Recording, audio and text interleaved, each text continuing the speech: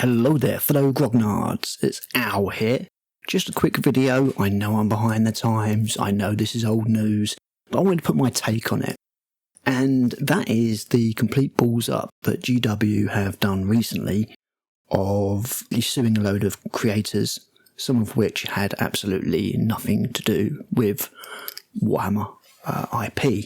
Now, what they've done is they've just done a blanket takedown of a lot of creators, and this includes freezing their assets through PayPal, actually proper litigation. This isn't just a cease and desist, please stop sending us, otherwise we'll take extra action. This is like a carpet bombing by GW, and they appear to have worked with another company that basically specialises in IP protection, I guess you could say, and they've not really covered themselves with glory here in any way, because I'm sure there's more to it than this, but it appears that they've basically done a Google search on Warhammer and then sent the results of that off to this IP company and said, look, unleash the dogs, go after them and do this blanket carpet bombing thing, which has resulted in quite a bit of red-facedness by GW, because it turns out that some of that stuff was absolutely nothing to do with Warhammer.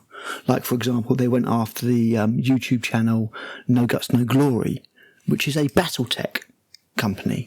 But because he sells magnets of the Warhammer Battletech mech, GW have picked it up and gone, right, okay, yeah, let's go after this guy. Let's cause this guy massive inconvenience and freeze his assets.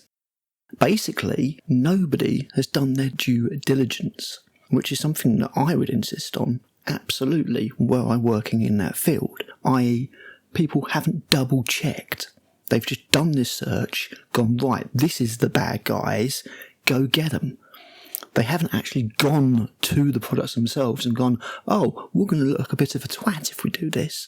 Maybe we won't send that one. No, they've just sent them all out, straight out there. So this has resulted in GW looking rather silly, if I'm being honest, and having to dismiss at least a dozen of the claims that they made because they were false claims. But, rather than looking into this beforehand and saving themselves the grief and the bad exposure. All right, it's not massive, sort of nationwide exposure. It's just within our sort of, clique, as it were, that this is being discussed. But it's just another fail for Games Workshop, and it's so unnecessary. Do the due diligence. Just look into what you're doing. Don't, send an official sort of, I'm not sure what the term is in America, but, an actual writ against these creators that have got nothing to do with it, which is, an official thing under sort of Florida law. Now, these ones that didn't, end up being a cock-up are targeted where you would think they would be, China, you've got quite a few in Great Britain, and, I fully understand that GW needs to protect its IP.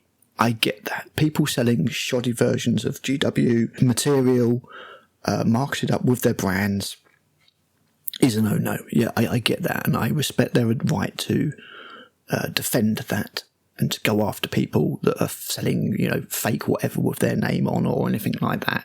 Etsy seems to be one of the biggest ones that's been taken down. Nearly 100 sellers on Etsy gone. And I remember a company, I can't remember who it was now, but they were just saying like, oh yeah, we've got to sell direct, we can't sell through Etsy at the moment. So clearly they got hit. And if you are selling direct copies of GW stuff at a lower quality or whatever, then you're asking for it. You are going to get hit. So it was Etsy, followed by eBay, followed by Alibaba, and then other, which, probably Temu and all that kind of stuff, and then AliExpress, and so on. Getting right down to even things like TeePublic, because a lot of people who just sell T-shirts that have got, we've all seen them on Facebook and adverts like that. But all this does is this goes after the people that are using your brand name. The majority of people that are flogging dodgy GW stuff are smart enough to not use the brand name. There's people selling STLs of GW Forge World products that have been scanned, obviously. But because they're doing it under another name, they're not getting picked up. So, as I say, I don't have a problem with GW defending their IP. They're allowed to do that. People are going to make knockoff versions of these things, the China recasters and stuff like that, because they, GW prices are so high and a lot of their stuff is out of stock. So whether you have the moral perspective that it's okay or it's not okay, people are going to flock to it, because if you can't buy it from GW, you're going to have to get it from somewhere else.